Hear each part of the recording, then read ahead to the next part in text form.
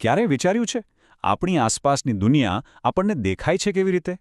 આનો જવાબ છે ને પ્રકાશ અને પડછાયાની એકદમ મજેદાર દુનિયામાં છુપાયેલો છે. તો ચાલો આજે એમાં જ એક ડૂબકી મારીએ. તો આપણી આખી વાતનો પાયો આ એક જ સવાલ પર છે કે ભાઈ આપણે વસ્તુઓ જોઈએ છીએ કેવી રીતે? લાગે બહુ સીધો સાદો સવાલ, પણ એનો જવાબ બહુ જ રસપ્રદ છે. અને આ સવાલના જવાબની સફરનો હીરો કોણ છે ખબર છે? પ્રકાશ. કોઈ પણ વસ્તુને જોતા પહેલા એ સમજવું તો પડે ને કે આ પ્રકાશ છે શું? જો સાવ સાદી ભાષામાં કહું તો પ્રકાશ નથી તો કશું જ નથી. જોવું તો શક્ય જ નથી. આ એ શક્તિ છે જે આપણી આંખોને આખી દુનિયા બતાવે છે. વિચારો ને, અંધારા ઓરડામાં બધું જાણે ગાયબ થઈ જાય. કેમ? કારણ કે ત્યાં દેખાડવા માટે પ્રકાશ જ હાજર નથી. હવે આમાં પણ છે ને બે પ્રકારની વસ્તુઓ છે. એક છે પ્રકાશિત, એટલે કે જેની પાસે પોતાનો પ્રકાશ છે, જેમ કે સૂરજદાદા કે આપણી ટોર્ચ. અને બીજી છે અપ્રકાશિત, એટલે કે આપણી આસપાસની લગભગ બધી જ વસ્તુઓ. ખુરશી, ટેબલ, ચોપડી, અરે ચંદ્ર પણ. એ આપણને ત્યાં સુધી નથી દેખાતી જ્યાં સુધી કોઈ બીજો પ્રકાશ એના પર ન પડે. તો બરાબર, આપણી પાસે પ્રકાશ પણ છે અને વસ્તુઓ પણ છે. પણ જ્યારે આ પ્રકાશ કોઈ વસ્તુ પર પડે ત્યારે ખરેખર થાય છે શું? શું બધી વસ્તુઓ પ્રકાશ સાથે એકસરખી રીતે વર્તે છે? ચાલો જોઈએ. જુઓ, અહીંયા 3 રસ્તા છે. પહેલો છે પારદર્શક, સાવ સાદા કાચ જેવો, જે પ્રકાશને કહે, આવ ભાઈ બિંદાસ પસાર થઈ જા. બીજો છે પારભાસક, જેમ કે પેલો દૂધિયો કાચ, જે થોડો પ્રકાશ રોકે અને થોડો જવા દે, એટલે જ તો એની આરપાર બધું ઝાંખું ઝાંખું દેખાય. અને ત્રીજો અપારદર્શક, એટલે કે આપણી દિવાલ.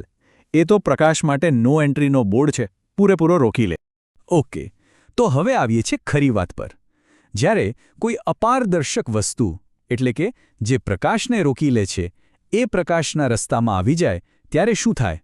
આનો જવાબ આપણને એક એવી ઘટના પાસે લઈ જાય છે જે આપણે રોજ જોઈએ છીએ, પણ કદાચ બહુ વિચાર્યું નથી. ત્યારે બને છે પડછાયો. જી હા, પડછાયો બીજું કંઈ નથી, બસ પ્રકાશ જ્યાં પહોંચી નથી શકતો એ જગ્યા છે. કોઈ જાદુ નથી, આ એકદમ સિમ્પલ સાયન્સ છે. તો ચાલો પડછાયો બનાવવાની રેસીપી શીખી લઈએ. એકદમ સહેલી છે. સ્ટેપ 1, પ્રકાશનો કોઈ સોર્સ લો, જેમ કે ટોર્ચ. સ્ટેપ 2, એના રસ્તામાં કોઈ અપારદર્શક વસ્તુ મૂકી દો. અને સ્ટેપ 3, પાછળ એક સ્ક્રીન કે પડદો જોઈએ. દિવાલ હોય, જમીન હોય, કંઈ પણ ચાલે. અને બસ થઈ ગયો પડછાયો તૈયાર. અને એક મજાની વાત કહું, વસ્તુ ભલે લાલ, પીળી કે લીલા રંગની હોય, એનો પડછાયો હંમેશા કાળો કે ઘેરો જ હશે. આવું કેમ? કારણ કે પડછાયાને વસ્તુના રંગ સાથે કોઈ લેવા દેવા જ નથી. એ તો બસ પ્રકાશની ગેરહાજરી બતાવે છે. પણ એક વાત નોટિસ કરી છે? પડછાયાની જે ધાર હોય, જે કિનારી, એ કેટલી સ્પષ્ટ હોય છે. એવું કેમ? આનું રહસ્ય છે ને પ્રકાશના એક બહુ જ ખાસ સ્વભાવમાં છુપાયેલું છે. એ સ્વભાવ છે સુરેખ ગતિનો, જેનો સીધો મતલબ એ છે કે પ્રકાશ હંમેશા ઓલવેઝ એક સીધી લીટીમાં ચાલે છે. ટ્રેનની જેમ પોતાના પાટા પરથી જરાય આમ તેમ ન થાય. એ પોતાની મરજીથી ક્યારે વાંકો ચૂકો નથી ચાલતો. અને પ્રકાશનો આ જે સીધા ચાલવાનો નિયમ છે ને, એક એવી કમાલની વસ્તુને શક્ય બનાવે છે જે સાંભળીને મજા આવશે. એ છે પિનહોલ કેમેરા. હા, પેલો ટાંકણીના કાણાવાળો કેમેરા. આ એકદમ સાદા કેમેરામાં જે ઇમેજ બને ને, એના રંગો તો એકદમ ઓરિજિનલ હોય છે, પણ એમાં એક જબરદસ્ત ટ્વિસ્ટ છે. ઇમેજ હંમેશા ઊંધી દેખાય છે. ઉપરનું બધું નીચે અને નીચેનું બધું ઉપર. અને આ બધો ખેલ પ્રકાશની સીધી ગતિનો જ છે. અને આ પિનહોલ કેમેરાનો સિદ્ધાંત આપણે જ નથી વાપરતા. કુદરત તો એની સૌથી મોટી આર્ટિસ્ટ છે. હવે પછી કોઈ ઘટાદાર ઝાડ નીચેથી પસાર થાવ ને તો જમીન પર જોજો. પાંદડા વચ્ચેની જે નાની નાની ખાલી જગ્યાઓ હોય છે, એમાંથી સૂર્યના ગોળ ગોળ ચાંદલા જમીન પર દેખાશે. એ દરેક નાનકડું કાણું એક નેચરલ પિનહોલ કેમેરા છે. કેવું અદ્ભુત છે નહીં? ઓકે, તો અત્યાર સુધી આપણે જોયું કે પ્રકાશને રોકીએ તો શું થાય? પડછાયો બને. પણ માની લો કે પ્રકાશ કોઈ ચળકતી, લીસી સપાટી, જેમ કે અરીસા સાથે અથડાય તો શું થાય? આ ઘટનાને કહેવાય છે પરાવર્તન, એટલે કે રિફ્લેક્શન. એકદમ સિમ્પલ છે. જેમ આપણે કોઈ દડો દિવાલ પર ફેંકીએ અને એ ઉછળીને પાછો આવે, બસ એ જ રીતે પ્રકાશ પણ અરીસા જેવી સપાટી પરથી બાઉન્સ બેક થાય છે.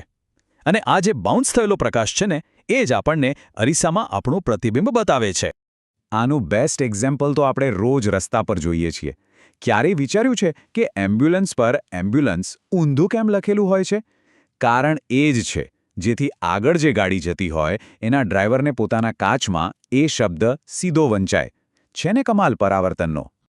આનો સીધો મતલબ એ છે કે અરીસામાં ડાબું જમણું ઉલટાઈ જાય છે. આપણી ડાબી બાજુ અરીસામાં જમણી દેખાય અને જમણી બાજુ ડાબી. આજે જ ટ્રાય કરજો. અરીસા સામે ઊભા રહીને જમણો હાથ ઊંચો કરજો. જોજો શું થાય છે. તો આખી વાતનો સાર એ છે કે પ્રકાશ સીધી લીટીમાં જ મુસાફરી કરે છે. પણ જો આ વાત સાચી છે તો પછી વરસાદ પછી આકાશમાં જે સપ્તરંગી મેઘધનુષ્ય બને છે એ કેવી રીતે બને છે? એમાં તો પ્રકાશ સીધી લીટીમાં નહીં પણ વળેલો દેખાય છે. આ સવાલનો જવાબ આપણને પ્રકાશના એક સાવ નવા અને અદ્ભુત રહસ્ય તરફ લઈ જાય છે. વિચારવા જેવી વાત છે, ખરું ને?